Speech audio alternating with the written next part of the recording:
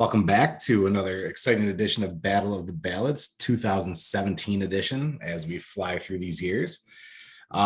Joined once again by the great Gregory and Joseph tandem from Colorado. And we're going to venture into 2017. For this year, I think I got two replies, along with the lyrics from Tenacious D as a response to the best song ever. So Ellen, who I think has been listening since day one, so amazing, cheers to you, Ellen, gave us Sign of the Times from Harry Styles, Castle on a Hill from Ed Sheeran, Broken Halos from Chris Stapleton, which was, I believe, my song of the year from last year, Praying from Kesha, Believer from Imagine Dragons, Too Good at Goodbye, Sam Smith, Cam, Who She Loves, Diane, Die For You from The Weeknd, and What Ifs by Kane Brown featuring Lauren Elena, and Justin Zane, who's really been giving us some solid lists each week. Unfortunately, said it was kind of a lousy year for music.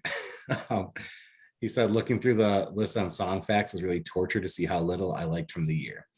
So then he gave us Logic, 1-800-273-8255, Bleachers, Don't Take the Money, Muse, Big Down, Portugal the Man, Live in the Moment, The XX, I Dare You, Ed Sheeran, Shape of You, which is hard not to hear that song anywhere, Foster the People, Sit Next to Me, AJR with Rivers Cuomo, Sober Up, Imagine Dragons Thunder, and The Wombats Turn. So those were the suggestions that I received on my questionnaire there. Greg, did you receive any this week? Yeah, well, Chirp was the exact opposite of Justin. As he said, this is a big year. Lots to list on this one. Happy Being Miserable, Newfound Glory, Vacation Town, The Front Bottoms, Randy, I Am the Liquor from Free Throw, Funeral by Phoebe Bridgers, which I didn't put on my list, but this debut Phoebe Bridgers album is great. I think I saw this year as a side tangent before I even get to my side tangents, multiple sites listing the best songs Phoebe Bridgers is on or covering. She did not release new music of her own in 2021, but she was on a dozen different artists' tracks and she did a number of covers. So I think it was kind of hilarious to see multiple sites run with that and do best of Phoebe Bridgers 2021 just on her covers and other appearances. So, and she did. I mean, she was on tracks with everyone from The Killers to Taylor Swift. So she was all over the place for a year. She did no music. So, but Guardian, Tiger Jaws, Lacey Lou from The Regrets, Wear Black from The Mountain Goats, Noise Pollution, Portugal the Man, In Bloom from Neck Deep, Playing Fiction, Rome, Atlantic from Grayscale, I Fell in Love with Princess Peach from Hot Mulligan, which is just a great name, I Want to Die from Harley Poe, and then he said some really heavy hitters this year. My favorite Menzingers album could run this year for me, but the title track is my favorite. So After the Party from Menzingers. And then he said, and then what might just be my favorite song of all time came out, Normal by Homeless Gospel Choir, who I've mentioned once before, I think, on the show, local Pittsburgh guy, just really, really great, fun guy. And then if that wasn't enough, right before we recorded, he sent me Jetty Bones, No Lover. I missed some bangers, and I'm glad he said that, Jetty Bones, because I forgot there's a Jetty Bones EP this year that did have a couple bangers. So I also missed Jetty Bones, and he let me know in time so I could add to my list. So thank you, Chirp. Chirp, if you're listening, I think I want a curated playlist from you. I think I would enjoy it very much. Yeah, his music is always all over the place, and that's what's I love it. So talking about debuts, Greg, what do you got this week? Okay, there were, as I mentioned last week, there are a lot that like personal favorites of mine. So The Regrets, who I just absolutely love. Sophia Reyes, Sid from Odd Future, which at this point, by 2017, I think Odd Future was a thing. People were part of at one point, but no longer a thing. But Nines, who's a British rapper who had some success. Hippocamus, Nev, who's a Canadian rapper and producer who's worked with Drake. The band Idols, which I think they had a moment as well. Francis, which is a British like indie pop soul group, which has had some success as well. Amber Kaufman of the Dirty Projectors did a solo. Phoebe Bridgers has been mentioned. Diet Sig, who I think I mentioned with an EP a couple years ago, but their actual album came out this year. Jessie Reyes, her debut album came out this year, and it's phenomenal. Love Jessie Reyes. Only thing I don't like about Jessie Reyes, and it's only because I want to play it for the nieces here, is all but 2 tracks on this album are explicit, and for a good reason. So it is not anything the girls will be ready for a while. Pew Pew Pew, which is would probably be best described as Midwestern or small town emo. Their debut album was this year. Low Tom had an album this year, their debut album. I think they've only got 2, but this is their self-titled one. Future Teens, who I absolutely love, their first album was this year. Local news legend, this wonderful folk punk lady who just Chirp introduced me to last year, and I think she's just phenomenal. And Charlie Bliss, who I'd mentioned, I made like the whole EP track run, but their actual debut album was this year. This is when I fell in love with Charlie Bliss, and since then they've been either like the top song or like most played artists, rotating with Kylie Ray. So Charlie Bliss is so good. So I'm glad to talk more about them coming up here in a minute. Very nice.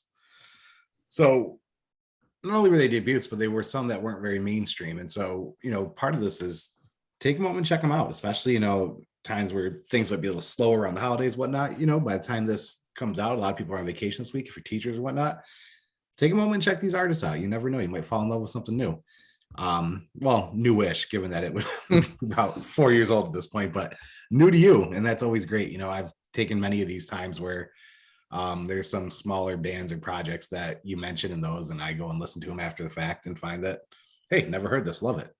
Well, even for us going through this year, Stars released an album this year, and my fault, folks, but a couple of years ago I thought they'd had the album of the year for I think like 2005 or 2016, but like it wasn't on Wikipedia, so I completely forgot about that Stars album, which is on my phone.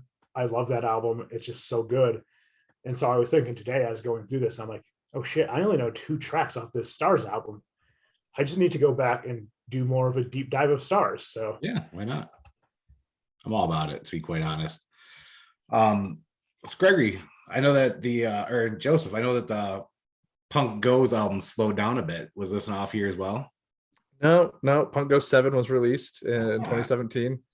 I don't like this one as much. And I think it has more to do with I don't like the source material as much. Like Dance Gavin Dance, a band that I really enjoy, did a cover of Bruno Mars's That's What I Like.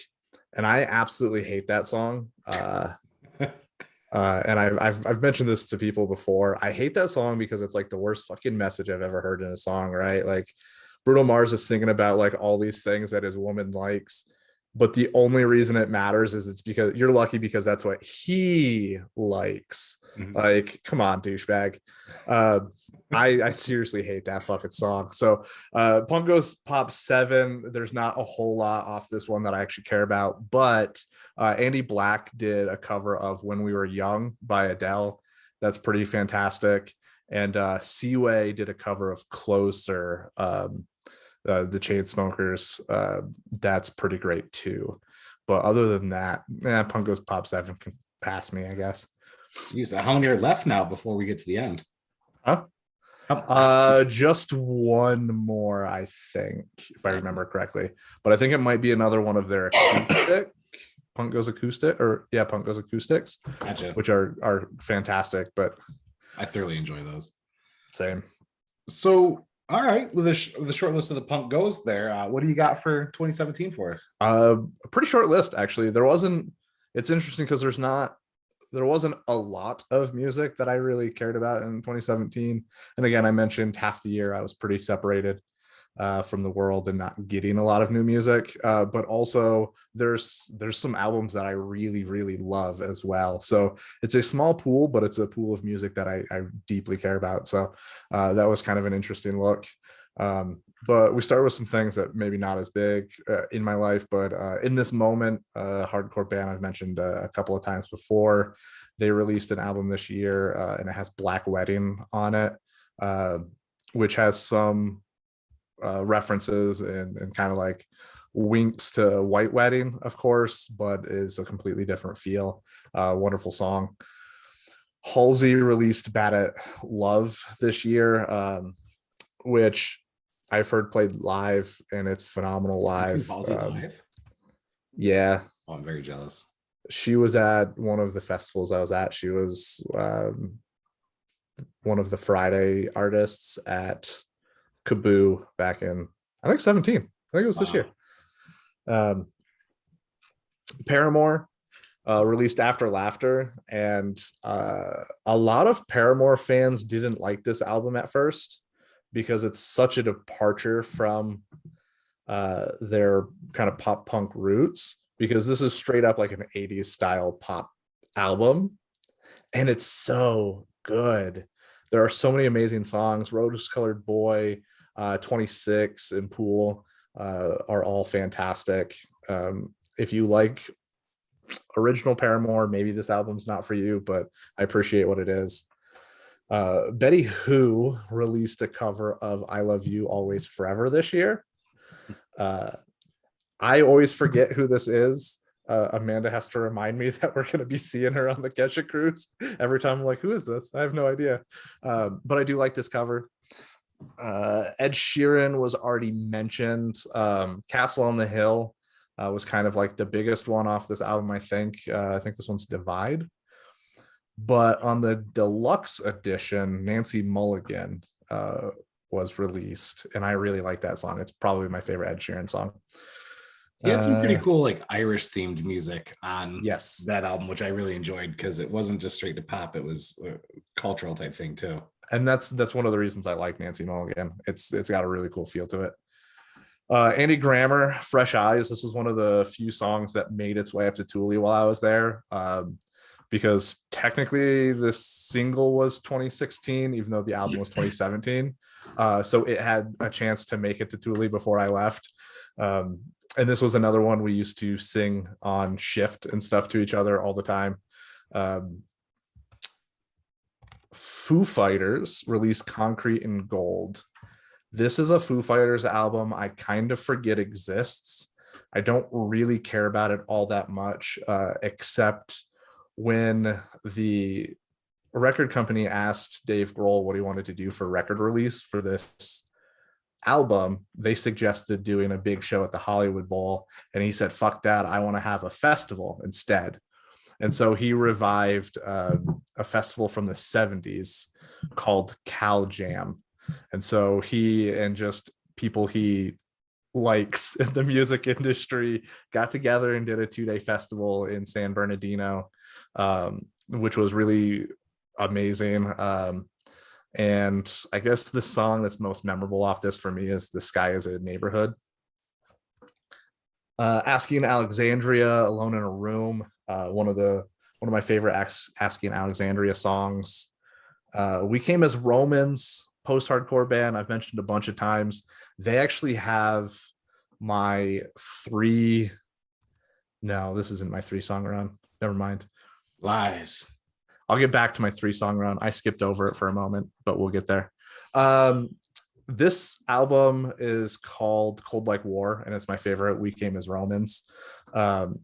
But there's just a ton of amazing songs on this album. Cold Like War, the title track, Lost in the Moment, and Learning to Survive are probably the 3 best. And it's a good entry point into what We Came as Romans is as a band. So if you haven't taken my advice and listened to them yet, do it and start with those 3. Sigrid, Norwegian singer-songwriter, released Don't Kill My Vibe this year. It was off an EP. It was re-released, I think, later on in a couple of years on an album, but this was when I first was introduced to it, and it's just a fun song. Some of the things I have skipped over so far: Andrew McMahon and the Wilderness released Zombies on Broadway this year. I don't have that one, but Gregory got me the cover art to the first ever or the first Andrew McMahon and the Wilderness for Christmas. Nice. So I thought I would keep that as a prop for this week. Different album though. And this album's amazing. It's just one of my favorite albums of all time. Shot out of a cannon. Love and Great Buildings. Love and Great Buildings is such a great title for a song. It's like, what does it even mean? Ed Mosby would know. Yeah. Yes, he would. And then my 3-song run of the year belongs to Walk the Moon, off their, I think, 3rd album. They have 3 songs: Press Restart, Headphones, and One Foot, all right in a row on that album, that are just a great pairing of songs. And then before I get to my runners up and my song of the year, I want to take a moment to mention the Linkin Park album that was released this year. Obviously, this was the last Linkin Park album with Chester. Mhm. They've talked about potentially releasing new music in the future under the name. Mike Shinoda's gone back and forth on it. It probably won't happen, but if it does, this would be the last one with Chester. I wanted to specifically mention the song Heavy, because I think in it you can even kind of hear in the lyrics, you can kind of hear some of the stuff that was potentially weighing on him, that kind of leads to, dying by suicide. And again, I think I've mentioned it on the podcast before. This was one of the first celebrity deaths that actually hit me pretty hard. I found it happened while I was in Thule still. And I spent the entire day sitting in my little room crying and listening to the Linkin Park discography. Again, I was very grateful I had a chance to see him perform live. Granted, it was with STP and not with Linkin Park, but at least I got the chance to see him sing live. Yeah. And that was a really important moment for me, especially looking back on that. So with that little aside, moving to my, I think I remember this summer, didn't I message you guys, like, because I was listening to it like while working outside or whatever, after it's an album I had always written off, and I was like, holy shit, this is a great album. And it was that song especially. yeah, it was I wish I liked this album more when it came out, but looking back, of course, Heavy, obviously there's probably a lot more meaning behind it. So moving to my short list, I've talked about most of these artists already. Paramore, off that album, my favorite song is actually Fake Happy, and it's up there. It was in the running as song of the year.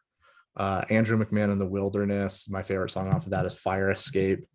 Same thing. I was talking about it at dinner with Amanda and Gregory. I still wasn't decided on my song of the year until about 3 minutes ago. Final runner-up is Walk the Moon, Tiger Teeth, again off that same album. And then song of the year is Kesha, Praying. Nice. I think Gregory is gonna have some stuff to say about this song and this album, so I'm actually gonna leave that for him to talk about. Actually, it's a different song I'm really going to focus on off this album. So if you say what you got, brother. It was mostly just like, obviously her situation with, what was it, Dr. Luke or whatever his name is. I try to forget it because piece of shit. Just call him Dr. Puke then. Got him. Coming off that, and then for this to be the lead single and have a message of like, yeah, I can't be stopped, almost like I am more than what happened, and almost like I'm gonna get the last laugh in this. I don't know. And obviously the vocals in it are absolutely amazing, absolutely beautiful. So yeah, it's a hell of a song, and it was. I've also seen that one performed live twice. It's awesome. It was a hell of a comeback for her. Yeah.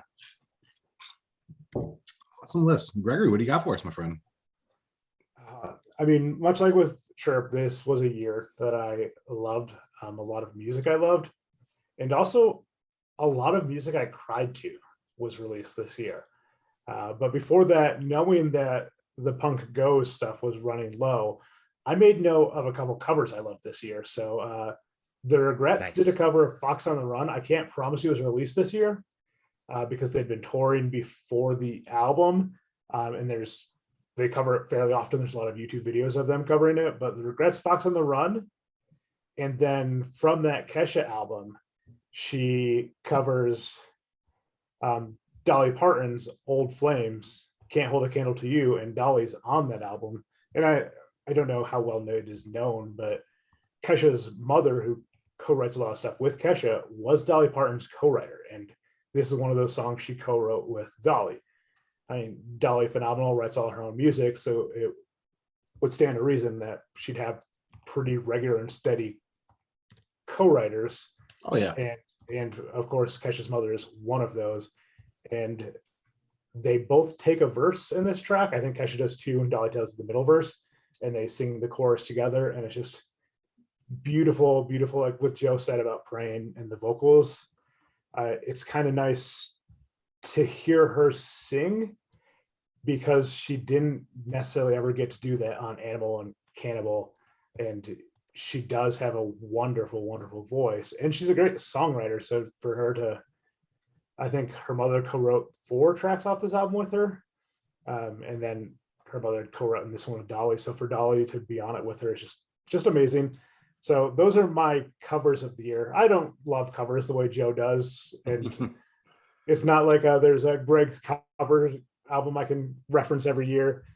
So I don't know if I'll do it every year, but I just thought, since we're weighing down on it and there's 2 covers I absolutely loved, I just mentioned them there. But I think I could do entire segments on just YouTube cover recommendations. yeah, you definitely, I mean, we were talking just the other night about Ben Queller's cover today, which I'd mentioned back in like 2005, 2006, whenever that was there. How I wish that was on Spotify so it could be on my covers playlist, but I'm glad it exists. But yeah, so my list proper, The Regrets debut album, just I absolutely love. I Don't Like You, Seashore, Juicebox Baby, Lacey Lou, which Sherp had mentioned.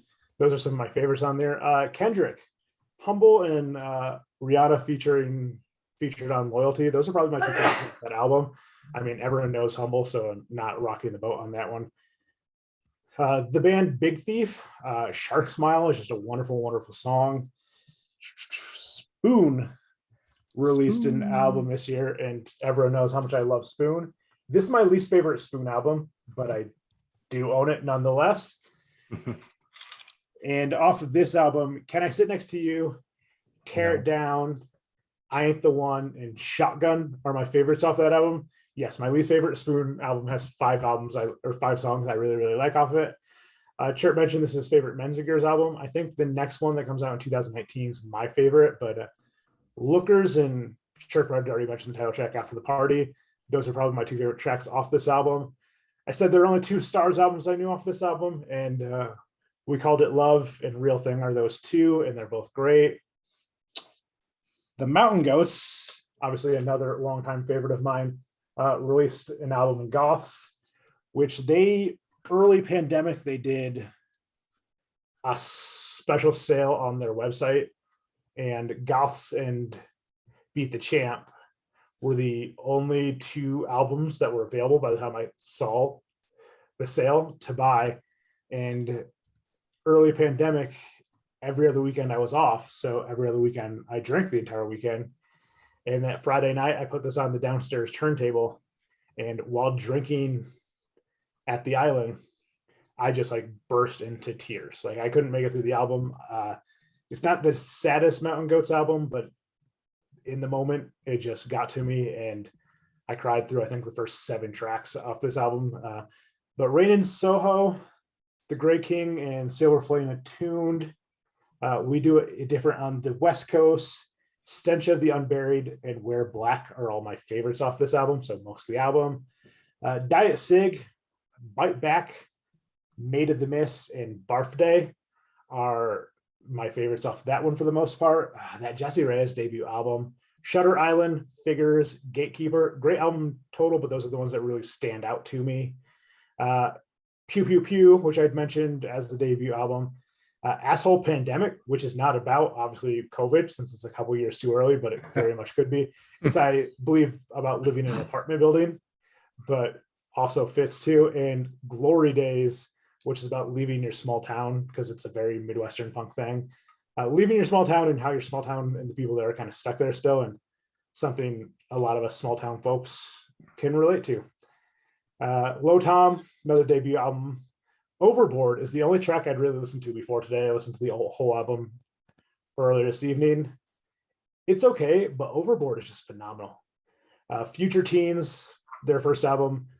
What's My Sign Again is not a Blink-182 cover. It could be.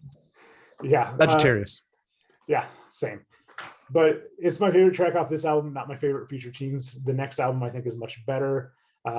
Local News Legend, another debut album. This ends my debut album stretch, but begins my folk punk stretch. But My Name is Emily and Anarcho Loser are my two favorites off this. This album's interesting. I think the longest track is a minute 45, and a couple of the tracks are 50 seconds or less.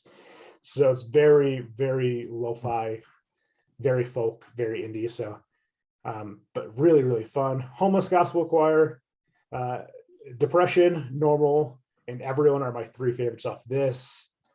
And then Harley Poe, Chirp Said I Want to Die Already. That's great. And then I Can't Stand Myself is another great one off this. If you're not into depressed folk music or depressed punk music with harmonicas, do not listen to Harley Poe, but I really do think you should listen to Harley Poe. And Chirp had Saved the Night by mentioning Jetty Bones and No Lover, but Honey is my favorite off that. I think it's the opener off that EP too. And then Best X, aka Meryl of Candy Hearts. She released this EP in 2017. I think the album's 2019 that's going to come out. This EP, I love everything about it. So there were a number of 2-track combinations here I couldn't decide between, but instead I opted for a 6-track run, which is the entire EP. It's Girlfriend, Lonely Life, February 4th, Someday, See You Again, and Jellyfish. I got the shirt and the EP the night before they were released because she happened to be in Pittsburgh playing a show that Monday, and it was released on Tuesday. And knowing she was not going to be back into New York City for a while because she was going to Boston the next day, I had mentioned, I was like, just kind of like we were talking, and I was like, oh, is the record label sending the album out, or are you mailing the album out? Because she'd always sent everything I'd ordered with a handwritten note before. Oh, nice. And she's like, yeah, I'm not sure when I'm going to get it out. Did you order the CD and t-shirt? And I'm like, yeah. So she had one of the guys go to the van and get the new album and the t-shirts. And so she gave me mine. And I think Chirp bought just the CD. He may have bought a t-shirt too. He will definitely tell me tonight or tomorrow night which ones he bought. But really nice of Meryl to have them dig that out. So I got it a day early. One of the many reasons I love Meryl. She's just a great person, and I just love her as a musician too. And that Kesha album, Bastards is the opener of that, and it very much has that same feel of Praying, where she's just kind of going with the abuse. Boogie Feet featuring Eagles of Death Metal and Godzilla are the other ones I just really, really love off this album. And she's very much working through things while at the same time making music she wants to make. And it's just great to see. Charlie Bliss, Percolator, which I played one time for the girls, and the little one, Emma. Percolator. She was singing along with them, like, this is Percolator. And she said it, and she still doesn't have a mastery of words. She definitely did not then, but she said Percolator perfectly. I've had to take it off the list because there is a very casual F-bomb in the song. And these girls remember lyrics like crazy. But Black Hole, Scare You, and Totalizer are other ones I love on that. And then my short list does not have Spoon, which is the first time of a Spoon album was released that it did not make my short list. And also no Mountain Goats, despite how much I love this. In fact, every song on my short list is from a band at least fronted by a female, if not an all-female driven band. Picture Perfect by The Regrets, 16 from Diet Sig, DQ by Charlie Bliss, Jellyfish by Best X, and that on that album is the least played. None of the songs on this EP for Best X have more than, I think, 56,000. I think this one's only like 1,400 or something like that. But the song of the year for me is the song that precedes Joe's Song of the Year, and it's Hem. And I definitely cried during both of them, but I was walking through my neighborhood in Pittsburgh, Squirrel Hill, on a Sunday afternoon with my earbuds in, listening to this song, and I'm watching like the people sitting around the table, like eating brunch out on the sidewalk, and I just started crying because this one connected with me more than Praying, but knowing how personal Praying is to her, like the tears flowed through both of them. But there's just something beautiful about the idea of hem and like her writing a hymn for the people who don't have that religion. Just fantastic. It still gets me every time. I mean, I cry at a lot of songs. This one is definitely up near the top of I will cry at almost every time. And I think if I cry at you every time I listen to you, it makes you Song of the Year materials for me. So Without a doubt, that's a great ass song. I mean, honestly, that was an incredible album. And I remember it was interesting watching The Turn, when she released that and all the shit she got because of what she had produced before and put out before. And everybody's like, oh, I'm not gonna listen to this album, it's Kesha, whatever, which I'd love to Kesha prior to that too. But and like nobody wanted to take it seriously. And then all of a sudden she came out with these tracks that she wrote and everything. And all of a sudden it's like, oh, okay. Yeah, we'll take this seriously now. And then a lot of people connected with it. But it's a shame that she had gone through what she went through and then had to win over people as fans and to respect the music when nothing she did was easy, and so I don't know. I that's just such an amazing album, and knowing the backstory behind it makes it even more incredible. agreed. And I liked Kesha, but I was never like super into Kesha. When I heard the songs, I'd sing them, I'd dance. But it wasn't until I saw her when she toured with the Creepies, and I think they only did like 8 days in Pittsburgh, just happened to be one of them. She did the Pride Parade in Pittsburgh either that year, same year, or the year before too, which I was working through and could not go to. But like just seeing her live and hearing her talk between tracks and the emotion, I was like, shit, Kesha's fucking awesome. Yeah, she really is. And then this album just helped reinforce how awesome she is. So yeah, no, just big fan. It was weird. I didn't really listen to her stuff until I had an assistant who he absolutely loved her music and was always listening to it and stuff. And that's really how I got into it. Not like any disrespect against her or anything like that, but it was more of the just wasn't anything that was really on my radar at that time. I was tuning out like radio music. I was just listening to like the shit I was putting on playlists for stuff and listening to like my 90s music. And so he'd listen to that, in our office, and that kind of tuned me into it. But Smileless for Mr. Fancy, I got an assistant. You know me. I'm an elitist. But yeah, I have quite a short list for 2017. My favorite Ed Sheeran track from there was Galway Girl. I just thought that was a really fun song and very playful. And I didn't realize it was a cover at the time, but it is. And the original is also really fun. And Taylor's Reputation album came out that year. So we had Ready for It, Dance with Our Hands Tied, Delicate, which I think is probably one of my favorite Taylor songs. Endgame, Look What You Made Me Do, just a hell of a year for her continuing her new identity in the musical world. Feel It Still from Portugal the Man. For the First Time from Darius Rucker. And actually, I saw him play it in concert when we saw Hootie. That was our last concert I went to, actually. It was just a blast. Girls Like You from Maroon 5, not because I like it. It was just very relevant. I really can't stand Maroon 5, to be quite honest. We hear that song a lot still. The girls love it. Yeah, it's everywhere still. I can't stand it, but Adam Levine is a hell of a songwriter.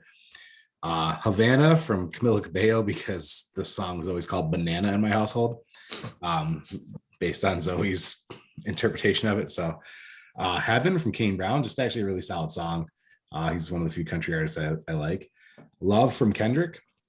Let Me Breathe from Action Bronson. Rewrite the Stars from Zac Efron, which I didn't discover until the pandemic when we watched The Greatest Showman for the first time, when it had been out for many years, and realized that not only is it a fun movie, but it's got a banging soundtrack that we listen to absolutely nonstop. That's my favorite track off of there. Rockstar from Post Malone. Slow Hands and Strip That Down from Niall Horan. Whatever It Takes from Imagine Dragons, and Truth Hurts from Lizzo. That's my main list. And my short list, I have Humble from Kendrick, Boot Up from LMA, We Fight from Dashboard, which is actually in my top 3 Dashboard songs, I think, and Young, Dumb, and Broke from Khalid. That whole American Teen album was just a masterpiece, and I loved it. And I probably put the whole album up for my song of the year, but I had to go with Logic, 1-800-273-8255, because it's an important number to know. The video had such an important message. It's a song that resonated with a lot of people, but it was also directed towards communities that often reject help for mental health. And it's just a really big message and track to me. It was nice to see the reception that it got, but also the fact that it's still one of the most played videos. It's one that my students often reference and talk about. Featured a lot of young artists on it as well. I mean, Don Cheadle was even in the video. You know, it's just such a profound song and something that's not talked about enough. And everyone knows how I feel about the mental health component and stuff like that. So that was easily my song of the year. Not necessarily a song that I liked the most that year. The song I think I liked the most that year was Boot Up, to be honest. But when it comes down to it, I think that was just the most important song of the year. And honestly, one of the most important songs of the decade when it comes to reaching, the adolescent folks who are constantly told to that they need to tough it out and all that, man up and all that shit. So that's my song of the year. Sticking to it. So we've got 3 years left, and a visiting of what 2021 was. 2021 in summation, I guess. And it's gonna be fun. It's for me, it's all of you, Rodrigo, but we could talk about some other stuff. And it's been a hell of a journey, as we're winding down. When I say my list gets shorter and shorter, I think my 2018 list is 10 songs, to be completely honest. So I'm curious to see where we go. You gotta My get out list there is and just discover gonna- some music, Dan. Mine's just going to be 3 Post Malone songs, so we'll just call it a day. That's half my list already. Yeah. No, it's just a matter of I didn't realize his name is Austin Post. I found that out today. I'm just now finding that out, to be honest. Well, because you mentioned Rockstar, because as a single that was released in 17, but that album came out in 18. So when I saw that was released, I decided to wait a year. But when I was doing research on the years to make sure when things were released and stuff, it's credited to Austin Richard Post. Nice. I like that for him, actually. He's just a really fun dude, to be honest. But yeah, I don't know what it is. Music doesn't excite me as much as, well, besides that John Mayer album that Greg shared with me a few months ago. But it takes a lot for me to get excited about new music at this point, just simply because if it doesn't sound different from other stuff I've heard, I'm really just, I don't gravitate towards it unless it's also because you're an old man who doesn't like anything these days. So yeah, I'm very much a shaking my fist at the clouds kind of guy these days. So I found myself this year super excited for the next Coheed album, because they released 2 singles from the upcoming album for 2022 in the past few months. And I liked I think 2018 album, it'll come up next year, so much that I find myself super hyped for that to finally just come out, because that also means they're probably touring next summer, and hopefully we'll get a chance to see them again when they come by. Yeah, we'll see what happens with all that. Yeah. Before we go, I know Joe mentioned like Chester's passing. December last year, I know there was quite a few like celebrity deaths, and I came across, I don't know if it was yesterday or 2 days ago, but I'd shared from last year, the comedian Emily Richardson, the stand-up, she'd tweeted out about reminding people not to make fun of people who mourn the loss of celebrities, because you don't know who means what to someone. Oh yeah. And I remember last year, the 26th was the passing of John Huber, who's a professional wrestler from your neck of the woods, Dan. Yep. And Great. Joe and Amanda's cousin Morgan didn't question anything when I had to go downstairs and be alone with that passing. And it's just one of those things, like that one got me. Obviously, I've talked about a couple others have gotten me here. So yeah, especially the passing of John Madden today. Like he's a guy we grew up with. Like we grew up with the voice of John Madden in our video games and our televisions. So be kind. Like if someone's mourning the loss of a celebrity, like they meant something to them if they're mourning it. So just a reminder, because it's come up a lot for me this week between people I follow sharing memories of John Huber and with Madden's passing today. So yeah, the stuff with Brody was just really heavy on the community here, because he wasn't just a wrestler. I mean, he did so much in our area, and never forgot where he came from. That was, I mean, it's still fresh for a lot of people. So no, spot on, man. And well, and he did so much for that community that AEW, who he was working for at the time of his passing, and his wife have still raised money for those same charities in Rochester area that he was always raising money for.